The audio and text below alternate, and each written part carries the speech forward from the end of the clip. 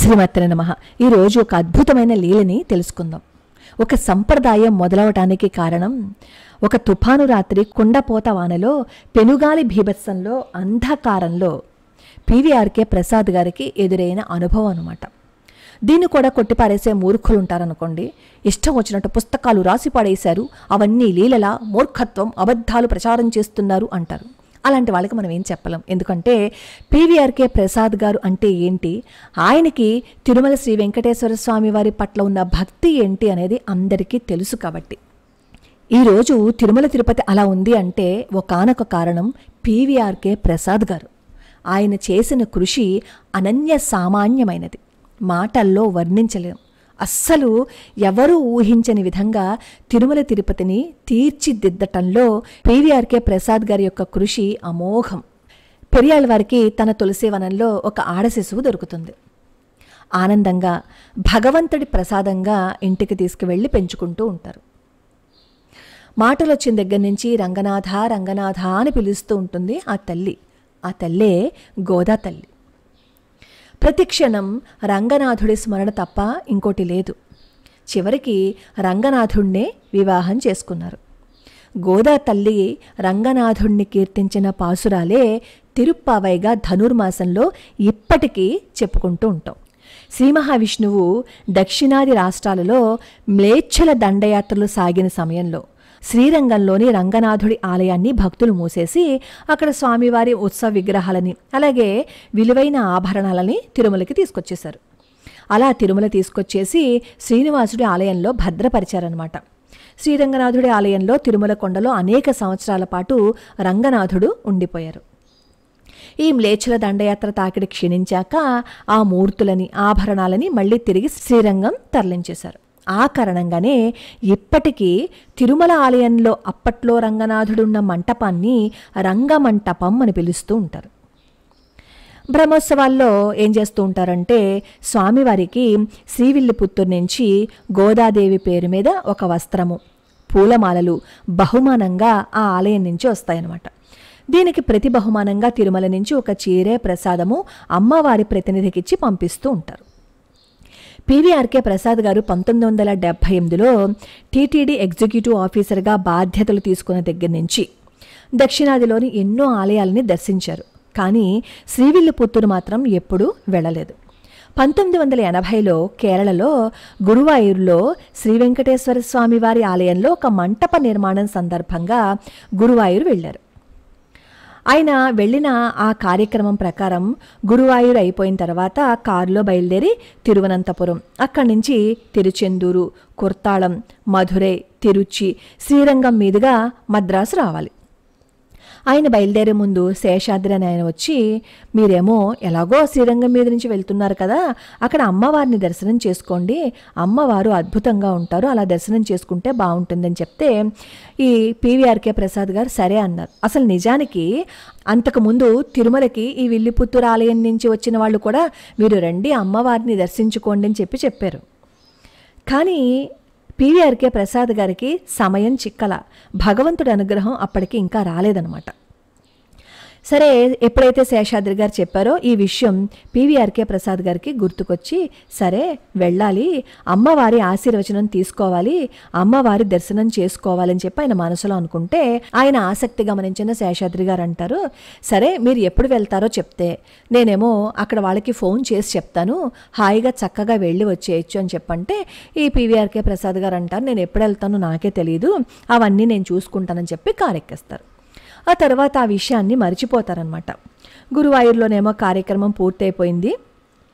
తిరుచెందూరు మీదుగానేమో కుర్తాళం వచ్చేశారు. ఒక్కొక్కటి పనుల వల్ల ఆయన కాస్త ఆలస్యంగా బయలుదేరవలసి వచ్చింది.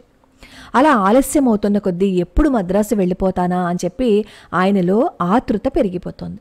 అసలు పొద్దున్నే బయలుదేరాలనుకున్నారట, కానీ ఈ పనుల వల్ల బాగా ఆలస్యం అయిపోయింది. వాతావరణం చూస్తే అకస్మాత్తుగా మారిపోయింది. బంగాళాఖాతంలో వాయుగుండం ఏర్పడిందని చెప్పి అక్కడ వాళ్ళు చెప్పారట. కుండపోతగా వాన. సాయంత్రం 5:30 కల్లా మధురై వెళ్ళిపోవాల్సి ఉంది. కానీ ఆ వాతావరణం చూస్తుంటే అసలు రాత్రికైనా వెళ్ళగలమో లేదో అర్థం కాని పరిస్థితి. క్షణంలో ఆకాశంలో వర్షంతో పాటుగా మబ్బులు దట్టంగా కమ్మేశాయి. చుట్టూ చిమ్మ చీకటి. అసలు ఎక్కడ ఏం జరుగుతుందో కూడా తెలియటం లేదు. కారులో వెళ్తుంటే డ్రైవర్కి అసలు 10 గజాల దూరంలో ఏం జరుగుతుందో కూడా అర్థం కావటం లేదు. వాళ్ళు ఎక్కడున్నారో కూడా తెలియని పరిస్థితుల్లో ఉన్నారు కారులో. అయినా సరే పీవీఆర్కే ప్రసాద్ గారిలో ధైర్యం ఉంది. ఎందుకంటే రోడ్డు చాలా బాగుంది. కాస్త కొంచెం ప్రయత్నిస్తే హాయిగా మధురై ఇంకొక 1.5-2 గంటల్లో వెళ్ళిపోవచ్చు అనేది ఆయన ధీమా. అయితే డ్రైవర్కి కూడా చెప్తున్నారనమాట, రోడ్డు బాగుంది కదా, నెమ్మదిగా మనం వెళ్ళిపోదాము, పర్వాలేదు, మధురై కాస్త జాగ్రత్తగా తీసుకెళ్ళిపో అని చెప్పి ఆ డ్రైవర్కి కూడా చెప్తున్నారు. సడన్గా కారు ఆగిపోయింది. ఆ డ్రైవరే ఆపేశారనమాట. ఎందుకు అంటే చీకటి, జడివాన. అలా ముందుకు వెళ్తున్నప్పుడు ఈ కారు హెడ్లైట్లు మాత్రమే పనిచేస్తున్నాయి, చుట్టూ ఎక్కడ లైట్లు ఏం లేవు కదా. ఆ హెడ్లైట్ల వెలుగులో ఎదురుగుండా ఒక దృశ్యం కనిపించింది. అంతే, భయం వేసింది. ఆ రోడ్డుకి గండి పడిపోయిందనమాట. అసలు కారు ఒక్క అడుగు కూడా ముందుకు వెళ్ళలేదు. అయితే పీవీఆర్కే గారిలో బాగా పట్టుదల పెరిగిపోయి కారు వెనక్కి తిప్పమని అక్కడ ఒక టీ దుకాణం ఉంటే అక్కడ ఆపి ఎలా వెళ్తే మెయిన్ రోడ్డుకి వెళ్ళగలము అని చెప్పి అడిగితే అక్కడ వాళ్ళు ఏం చెప్పారు అంటే 2 కిలోమీటర్లు వెనక్కి వెళ్ళండి, ఎడం వైపుకు తిరగండి, ఆ రోడ్డు మీదుగా వెళ్తే మధ్యలో ఒక ఊరు వస్తుంది, ఆ ఊరు దాటగానే కుడివైపుకి ఒక మలుపు ఉంటుంది, ఆ మలుపు తిరిగి మీరు మెయిన్ రోడ్డుని ఎక్కేయచ్చు అని చెప్పి చెప్తారనమాట.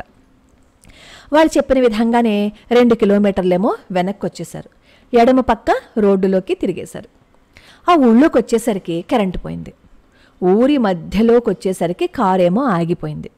కోపం వచ్చేస్తుందన్నమాట పీవీఆర్కే ప్రసాద్ గారికి. చిరాగ్గా ఉంది. ఏంటి ప్రయాణం ఇలా అయిపోయింది అని అనుకుంటూ డ్రైవర్నేమో అన్నారు, ఏంటో చూడు ఒకసారి, ఏం చేస్తాము అని చెప్పి డ్రైవర్కి చెప్తే, మరి వర్షం వచ్చేస్తుంది, ఒక్కడు ఎలా వెళ్తాడు బయటికి, అందుకని పీవీఆర్కే ప్రసాద్ గారేమో గొడుగు పట్టుకున్నారు. ఆ చీకటిలో ఆ డ్రైవరు పీవీఆర్కే ప్రసాద్ గారి మాట కాదు అనలేక దిగి ఆ బాయినెట్ని ఎత్తి టార్చ్ లైట్ వేసుకుని ఇంజన్లో ఎక్కడ ఏ లోపం ఉందో చూస్తూ ఉన్నారట. క్షణాలు, నిమిషాలు, అలా ఒక 10 నిమిషాల సేపు ఆ భోరును కురుస్తున్న వర్షంలో తడుస్తూనే ఆ ఇంజన్లో ఏముంది, అసలు అక్కడ ఎక్కడ లోపం ఉందని వెతుకుతూ ఉన్నారు. ఇంతలో వర్షం ఒక్కసారిగా వెలిసిపోయింది. గాలులు తగ్గిపోయాయి. అంతా చిమ్మ చీకటిగానే ఉన్నా వర్షం తగ్గింది కదా అని వాళ్ళు ఎక్కడ ఉన్నారా అని ఎంక్వైరీ చేయటం ప్రారంభించారు. అద్భుతం. ఆయనకి తెలిసిన విషయం ఏంటంటే ఆ ఊరి పేరు శ్రీవిల్లిపుత్తూరు. ఒక్కసారి తలెత్తి చూశారు పీవీఆర్కే ప్రసాద్ గారు. అమ్మవారి గుడి గోపురం కనిపిస్తోందిట. అప్పుడు జ్ఞాపకం వచ్చిందిట శేషాద్రి గారు చెప్పిన విషయం. అలాగే ఆయన అనుకున్న కోరిక కూడా మనసులో మెదిలింది. ఎలా మర్చిపోయాను, నేను మర్చిపోయినా ఇక్కడికే ఎలా వచ్చాను, వచ్చినా నా కారు ఇక్కడే ఎందుకు ఆగిపోయింది, భయంకరంగా కురిసిన జడివాన ఇప్పుడే ఎందుకు ఆగిపోయింది, కారు దిగాలని ఎందుకు అనిపించింది, ఇలా ఎన్నో ప్రశ్నలు, ఎన్నో సందేహాలు. కానీ వాటికి సమాధానం వెతికే ప్రయత్నం చేయలేదు పీవీఆర్కే ప్రసాద్ గారు. అమ్మవారి దర్శనం చేసుకోవాలి అనుకున్నారు. డ్రైవర్ని తీసుకుని ఆలయంలో అడుగుపెట్టారు. మరుక్షణం ఊరంతా కరెంట్ వచ్చేసింది. ఆలయంలో అర్చకులు పీవీఆర్కే ప్రసాద్ గారిని గుర్తుపట్టి సాదరంగా ఆహ్వానించి అమ్మవారికి అర్చన చేయించారు. అపారమైన తేజస్సు ఉట్టిపడే అమ్మవారిని చూస్తూ పీవీఆర్కే ప్రసాద్ గారు ఆయనే మరిచిపోయారట. దారి తప్పబోయిన నన్ను దారి మళ్లించి తన దారిలోకి రప్పించింది అమ్మవారే అని అనుకుంటూ అమ్మవారిని చూస్తూ ఉండిపోయారట. వాళ్ళు బయటకు వచ్చాక కారు క్షణంలో స్టార్ట్ అయిపోయింది. అంతవరకు ఎంతో ప్రయత్నించాడు ఆ డ్రైవరు. అప్పుడు స్టార్ట్ అవ్వని కారు అమ్మవారి దర్శనం చేసుకుని వచ్చిన వెంటనే స్టార్ట్ అయిపోయింది. క్షేమంగా వచ్చేశారట. ఆ అనుభవం కలిగించిన ప్రేరణే తిరుపతి రాగానే ప్రతి సంవత్సరం ఫాల్గుణ మాసంలో ఉత్తర నక్షత్రం రోజున జరిగే గోదా అమ్మ కళ్యాణానికి వెంకటేశ్వర స్వామి వారి తరపున ఆలయ మర్యాదలతో పట్టుచీర అలాగే బహుమతులు పంపించాలని అప్పుడు ప్రతిపాదన చేశారు. దానికి టీటీడీ బోర్డు కూడా ఆమోదించిందిట. అది జరిగి ఎన్నో సంవత్సరాలైంది. ఇప్పటికీ ఆ సంప్రదాయం కొనసాగుతూనే ఉంది. ఎన్నోసార్లు ఇప్పుడు ఒక విషయం ఆలోచించండి. ఎన్నోసార్లు విల్లిపుత్తూరు వెళ్ళాలి అని అనుకున్నారు, కానీ వెళ్ళడం జరగలేదు. ఎందుకు? మనం వెళ్ళాలి అని అనుకుంటే ఎక్కడికి వెళ్ళలేం.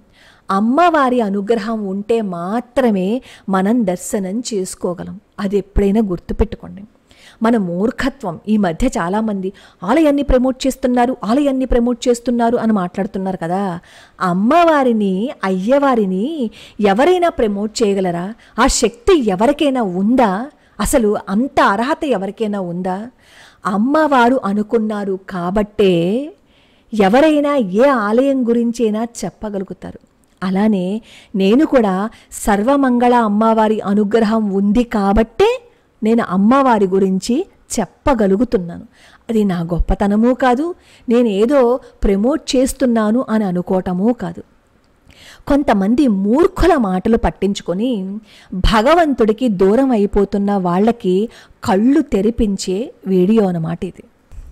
అంత జోరు వానలో, అంత చిమ్మ చీకట్లో, అర్ధరాత్రి పూట వాళ్ళు అక్కడ ఎటూ చేతకాని పరిస్థితుల్లో ఉన్నప్పుడు అమ్మవారు చేసిన అద్భుతం అది.